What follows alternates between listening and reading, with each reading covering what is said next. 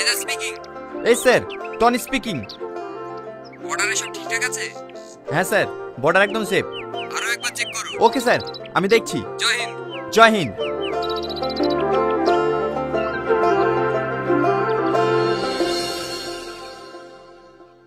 একজন আতঙ্কবাদী বর্ডার পেরিয়ে দেশে ফেরার পথে ইন্ডিয়ান আর্মির হাতে ধরা পড়ে।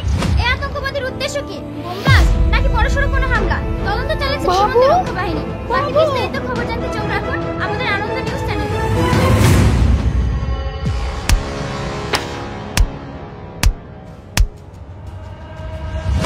বল কি উদ্দেশ্য তোর?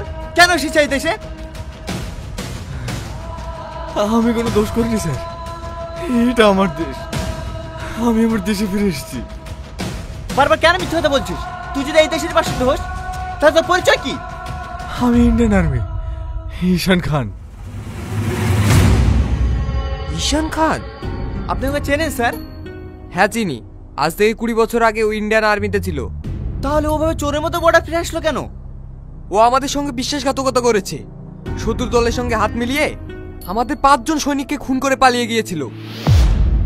না স্যার, আমি বিশ্বাসঘাতকতা করিনি, আমি দেশকে ভালোবাসি। ভালোবাসিস? দেশদ্রোহী! দাঁড়া টনি, ওর বিচার এই দেশের আইন করবে। ওকে কোর্টে চালান করো।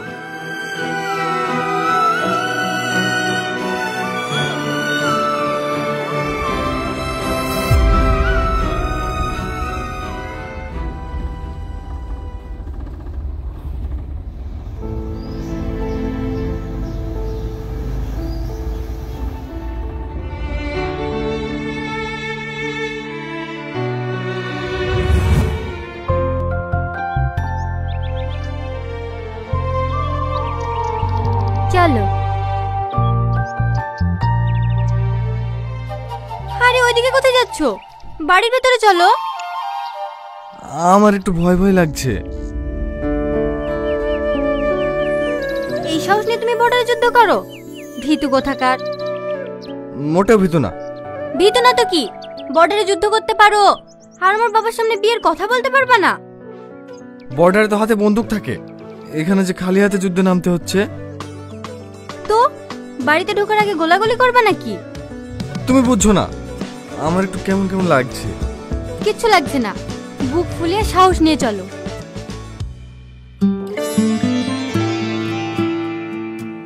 ঠিক আছে, চলো। মেরা শের।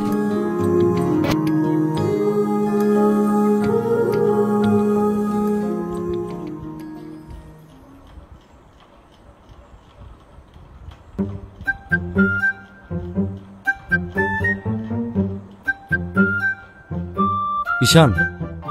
Yes sir. Sorry sir, sorry uncle. আমি তোমার ব্যাপারে তেমন কিছু জানতাম না, কালকে বুড়ির মুখেই সব শুনেছি। তুমি আর্মিতে আছো তাই না? সাথীর দাদু মানে আমার বাবাও একসময় আর্মিতে ছিলেন, অনেক বড় দেশপ্রেমিক ছিলেন তিনি। আমার বয়স যখন 5 বছর তখন বাবা একটা যুদ্ধে শহীদ হন। বাবা মারার কষ্টটা মা সহ্য করতে পারেননি। কিছু সময় পরে মাও মারা যায়। তারপর অনেক কষ্টে চাচা চাচির কাছে আমি মানুষ হয়েছি। আমি জানি বাবা মা হারানো কতটা কষ্ট। তুমি হয়তো ভাবছো এই কথাগুলো তোমাকে কেন শোনাচ্ছি। কেন আঙ্কেল? কারণ আমি চাই না আমার মেয়ে বা তার সন্তানের ভবিষ্যৎ এরকম হোক। মানে? আমি তোমার হাতে আমার মেয়েকে তুলে দিতে পারবো না। আব্বা, তুমি কি বলছো? আমি ঠিকই বলছি। ও যদি কাল বর্ডারে নিজের প্রাণ হারায় তখন তখন তোর কি হবে? এসব আপনি কি বলছেন আঙ্কেল? দেশের কাজ করে কি অপরাধ? সেসব আমি কিচ্ছু জানি না। আমি যদি তোমার জায়গায় থাকতাম তাহলে নিজের পরিবারের কথা আগে ভাবতাম। তাদের জন্য বাঁচবো যারা আমার মুখ পানে চেয়ে বসে আছে। বলো, তুমি কি পারবে সেটা করতে?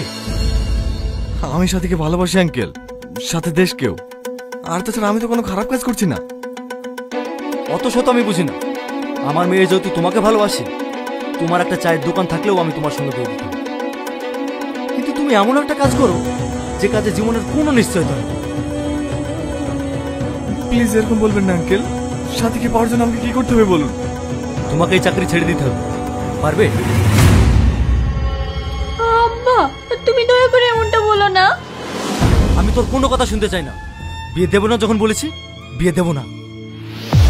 তোমরা আমাকে অনেক কষ্টে মানুষ করেছো, যখন যা চেয়েছি তাই দিয়েছো, অনেক ভালোবাসা দিয়েছো আমাকে, তাই আমার উপরে সবার আগে তোমার অধিকার বেশি। তুমি যা বলবা তাই শুনতে আমি বাধ্য।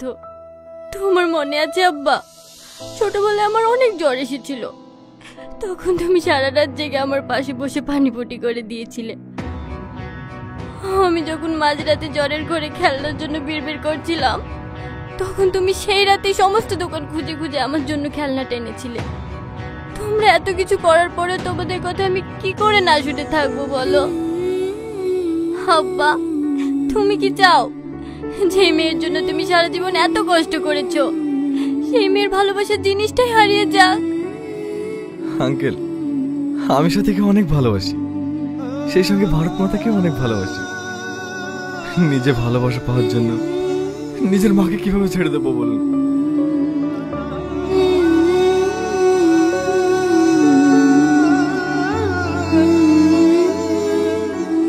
তোমার ছুটি আর কতদিন আছে? কেন আঙ্কেল? বিয়ের জন্য দিন তো ছুটির মধ্যে করতে হবে, তাই না? আব্বা,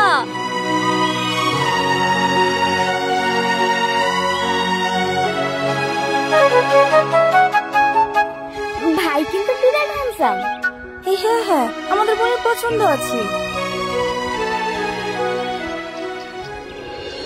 তাহলে হুজুর সাহেব, বিয়েটা সেরে ফেলাই ভালো নাকি? হ্যাঁ হ্যাঁ অবশ্যই। ক্যাপ্টেন ঈশান, রোহান তুমি এখানে? আপনার জন্য একটা জরুরি খবর আছে। কি খবর? বর্ডারে হঠাৎ শত্রুদের হামলা করেছে, তোমাকে আমার সঙ্গে যেতে হবে। ঠিক আছে, আমি ভোরবেলা বেরিয়ে পড়বো। এটা সম্ভব নয়, যত তাড়াতাড়ি সম্ভব আমাদেরকে যেতে হবে, আমাদের দেশ বিপদে আছে। এটা কিভাবে সম্ভব? আজ তোদের বিয়ে। সরি স্যার, আমি শুধু অর্ডার ফলো করছি। ক্যাপ্টেন ঈশান, এবার আপনি বেছে নিন, বিয়ে নাকি দেশ।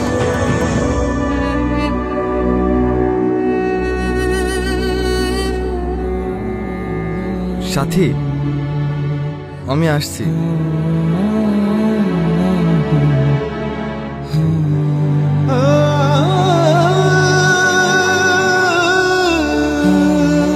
খোঁজে দাও ঈশান, ফিরে আসবে।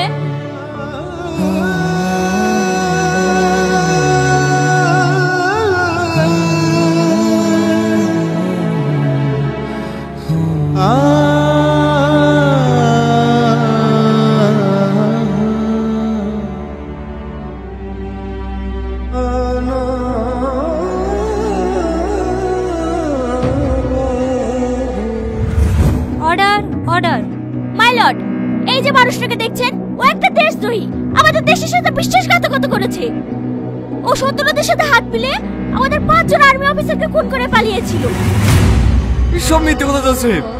আমি ওদেরকে মারিনি, আমি তোমার দেশকে বাঁচানোর জন্য শত্রুদের বিরুদ্ধে লড়াই করেছি। আর কত নাটক করবেন আপনি? ওই 5টা গুণের সমস্ত প্রমাণ আপনার দিকে ইশারা করে। আপনি একটা বিশ্বাসঘাতক। আপনারা দয়া করে আমার কথাটা বিশ্বাস করুন। এতে বিশ্বাস করার কিছু নেই মাই লর্ড। ও আবার নতুন করে প্ল্যান বানিয়ে এসেছে আমাদের দেশের ক্ষতি করার জন্য। দয়া করে আমার কথাটা একবার শুনুন, নিজেকে প্রমাণ করার একটা সুযোগ দিন। একজন দেশদ্রোহীর মুখে আমরা কোনো কথা শুনতে চাই না। মহামান্য আদালত, আপনার কাছে আমার একটাই অনুরোধ, ওকে কঠিন থেকে কঠিনতম শাস্তি দেওয়া হোক। বলুন আপনার কি বলার আছে? I objection my lord. Objection overruled. বলুন আপনি কি বলতে চান? সেদিন বর্ডারে আমরা 6 জন ছিলাম, শত্রুপক্ষরা আমাদের দিকে এগিয়ে আসছিল। ক্যাম্প থেকে দূরে থাকার কারণে আমাদের কাছে কোনো ব্যাকআপও ছিল না। আমরা সেদিন অসহায়ের মতো 6 জন মিলে শত্রুদের সাথে লড়াই করতে থাকি। লড়াই চলাকালীন আমার একটা গুলিও লেগেছিল। চোট খাওয়ার পর আমরা সবাই যখন লুকিয়ে পড়লাম, তখন আমাদের একজন সাথী রিমন রায় আমাদের সাথে বিশ্বাসঘাতকতা করে।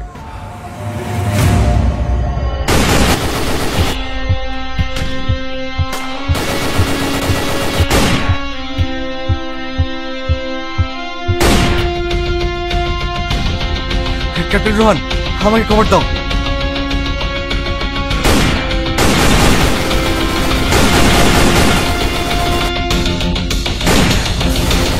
ঈশান,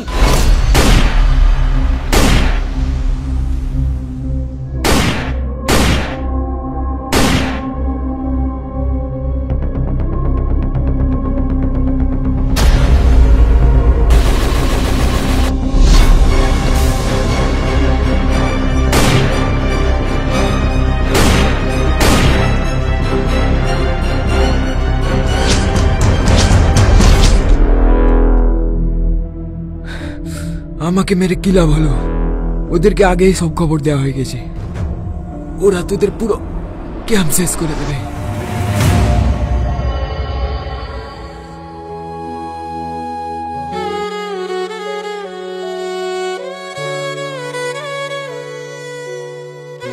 ক্যাপ্টেন ঈশান, আমরা এখন কি করব? তোমার তো অনেক রক্ত বেরোচ্ছে, তোমাকে এক্ষুনি ক্যাম্পে পৌঁছে দিতে হবে। চলো আমার সাথে। না, আমার হাতের বেশি সময় নেই। ক্যাম্পে খবর দিলে ওদের আসতে আধা ঘন্টা সময় লাগবে। ততক্ষণ যেভাবে হোক শত্রুদেরকে আটকে রাখতে হবে। কিন্তু কিভাবে? আমাদের কাছে তো গুলিও শেষ হয়ে গেছে। ওদের কাছে গিয়ে ওদেরকে মারতে হবে।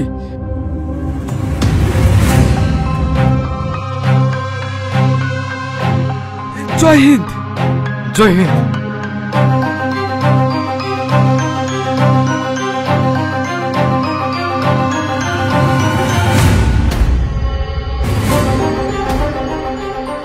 হ্যালো কন্ট্রোল রুম, আমরা দক্ষিণের দিকে আটকে আছি। আমাদের একজন সাথী আমাদের সঙ্গে বিশ্বাসঘাতকতা করেছে। এখানে তাড়াতাড়ি ব্যাকআপ।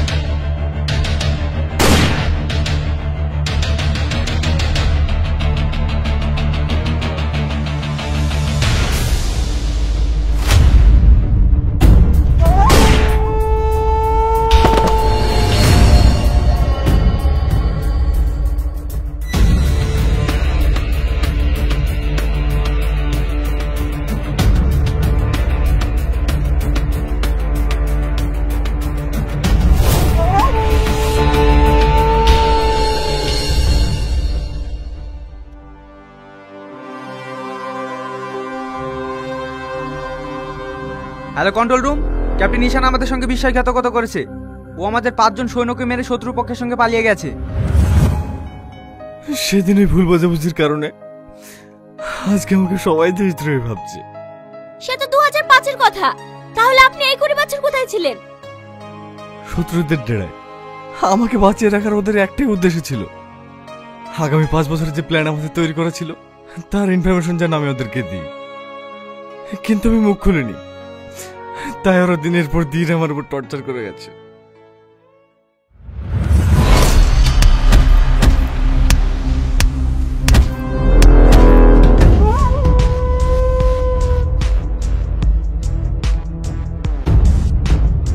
তুই কেন এত টর্চার সহ্য করছিস?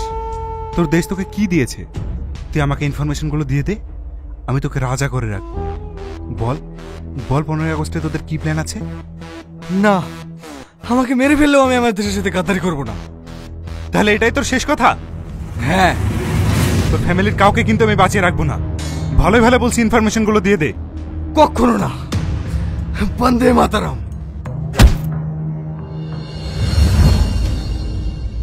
তারপর আমাকে নিয়ে গেল এক অন্ধকার ঘরে, যেখানে সূর্যের আলো দিনে একবারই পৌঁছাতো, যখন ওরা আমাকে খাবার দিতে আসতো। এভাবে বিগত 20 বছর কাটিয়েছি ওই ঘরে। শেষে ভাবলাম এভাবে বেঁচে থেকে লাভ কি, তার থেকে মরে যাওয়া অনেক ভালো।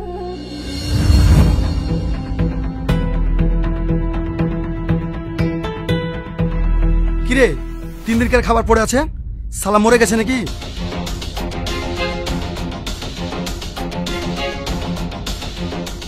মরে গেছে। যা বসকে খবর দে, মালটাকে ফেলে দিয়ে আসতে হবে।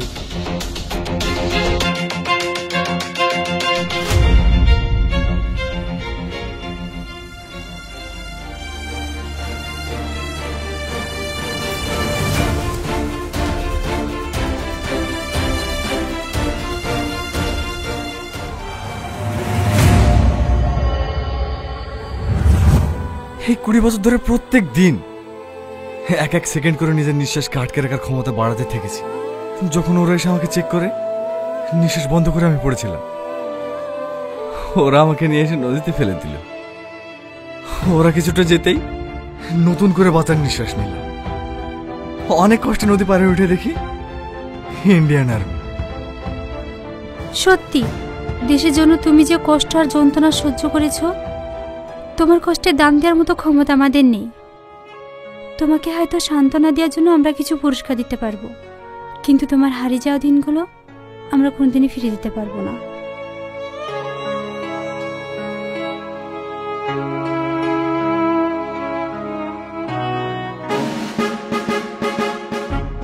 ক্যাপ্টেন ঈশান খানের হাতে পুরস্কার তুলে দেওয়ার জন্য স্টেজে রাখা হচ্ছে। আপনি দয়া করে স্টেজে আসুন।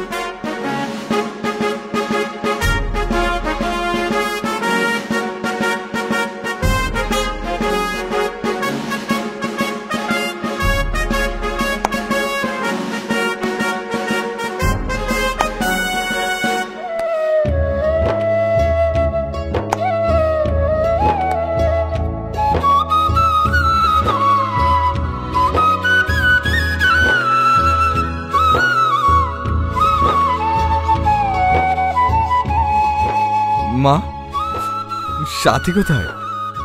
ওর বিয়ে কোথায় হয়েছে? আমি একবার ওর সাথে দেখা করতে পারবো মা?